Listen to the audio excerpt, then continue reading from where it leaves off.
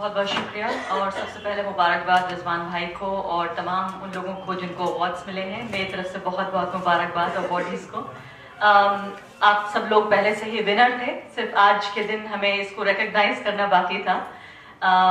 देखिए, बहुत अहम है एक ऐसी सोसाइटी के लिए, खासकर जिस तरह की सियासत हमें फ़िलहाल देखने को मिल रही है, वो सियासत लगातार आपको ये बता रही है कि आप दूसरे दर्जे के शहरी हैं और कहीं ऐसा ना हो कि हमारे अंदर भी एक ख्याल पैदा हो जाए कि क्या वाकई हम दूसरे दर्जे के शहरी हैं। ऐसा ना हो जाए कि हमारी जो नस्लें हैं आने वाली वो सहम जाएं। हमारे बुजुर्ग फिलहाल सहमे हुए हैं, मुझे इस बात से इनकार नहीं है। मैं बहुत सारे लोगों से बातचीत करती हूँ, मेरे अपने वालिद, चचा, उस उम्र के लोग, वो सहमे हुए हैं क्योंकि अभी जो कुछ सियासत है और जो आने वाली है, जो सहम रहे हैं वो आज की सियासत से ज्यादा क्या हमारा इंतजार कर रहा है उसको लेकर ज्यादा सहम रहे हैं। तो क्या होना चाहिए ऐसे में? क्या हम सहम जाएंगे और मान लेंगे कि दूसरे दर्जे के शहरी हैं? मेरा ख्याल ये है कि ऐसा नहीं होना चाहिए। हमें इसके लिए तैयारी करनी चाहिए। और ये तैयारी कैसे होगी? धीरे धीरे देखिए, आपकी जो खासकर मुस्लिम कौम है उसमें अजान हो गई हो सियासी सतह पर कि आपको दूसरे दर्जे का शहरी बना दिया जाए। और ये सिर्फ बात मुसलमानों को लेकर नहीं है कि सिर्फ उन्हीं को दूसरे दर्जे का शहरी बनाने की कोशिश है।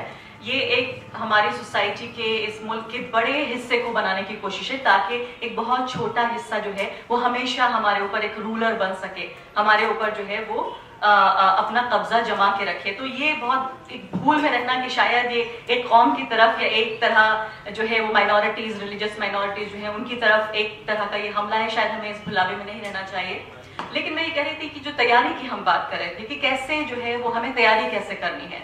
1992 के बाद में बहुत ज्यादा उम्र नहीं थी उस वक्त मेरी, लेकिन मेरे वालिद बताते हैं कि 1992-93 के बाद बाबरी मस्जिद जब शहीद हुई उसके बाद जो माहौल था कि पूरी कौम एक तरह से उठ के खड़ी हो गई थी और जिस तरह की बेदारी देखने को मिली अगले 20 साल में, वो शायद पिछले 40 साल में नहीं देखने को मिली थी 92 से पहले। तो मैं ये नहीं कहना चाहती कि हालात उस तरह के हैं, लेकिन उससे कम संजीदा नहीं है।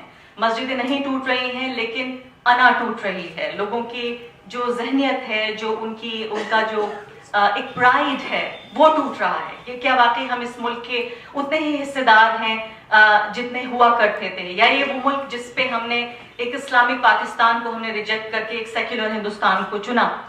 तो क्या वाकई ये सेक्युलर हिंदुस्तान और वो चॉइस हमारे बुजुर्गों की, क्या वो ठीक थी? कई बार अपने आप से हम सवाल पूछ रहे हैं, अपने बुजुर्गों से भी पूछ रहे हैं। लेकिन मुझे जो फिक्र होती है वो ये कि अक्सर दर्स ये दिया जाता है कि भाई आप रिफॉर्म करिए, सोशल रिफॉर्म्स होने चाहिए कम्युनिटी में, खासकर एक ऐसे वक्त में जबकि आपके ऊपर एक तरह का सियासी हमला है या एक तरफ से आपको एल्बो आउट करने की कोशिश हो रही है। एक साहब है, अभी दोस्त है हमारे, वो मजाक मजाक में भी बहुत संजीदा बातें कह जाते हैं। उन्होंने कहा कि अभी वक्त ये चल रहा है कि एक गली से जो है कुछ लड़के गुजर रहे हैं, बड़े शरीफ लड़के हैं, और उन पे जो है तानाकशी हो रही है।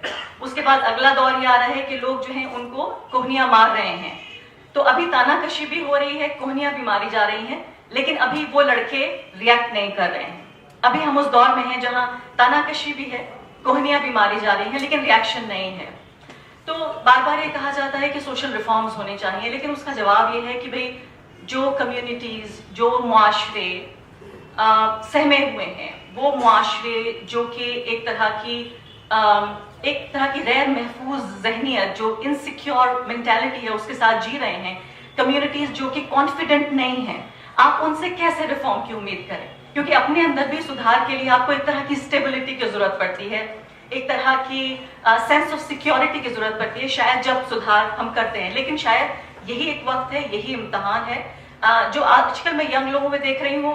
यंग का मेरा मतलब है कि 3 से लेके 20s, कि हम एक तरह की एंटी नॉलेज सोसाइटी बना रहे हैं। एक ऐसी सोसाइटी जहां के नॉलेज को लेकर कदर नहीं है, जहां मॉडर्निटी को लेकर रिस्पेक्ट नहीं है, जहां औरतों को खासकर, चूंकि ये मौजू इस तरह का है, ये स्टेज भी है और ये बहुत जरूरी भी है। मैं खुद एक औरत हूँ और शायद ऐसा लगता है कि एम्पावर हो गई हूँ, तो शायद जो औरतों के साथ जिस तरह के सुलूक इस माशरे में होते हैं शायद उससे 2-4 नहीं होना पड़ता।